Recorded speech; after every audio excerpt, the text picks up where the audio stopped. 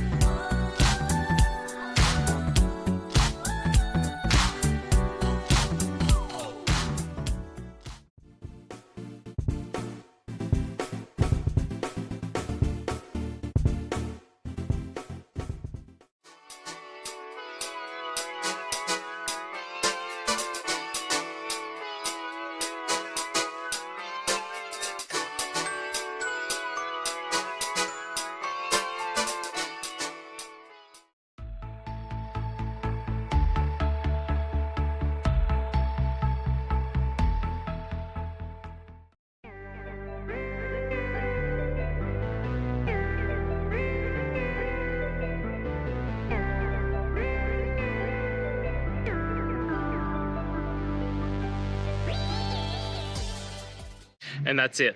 I hope this video has helped you get through to that resolution that you're looking for. If it did, please hit subscribe. And until next time you need technical help, I hope you have a good one. Cheers.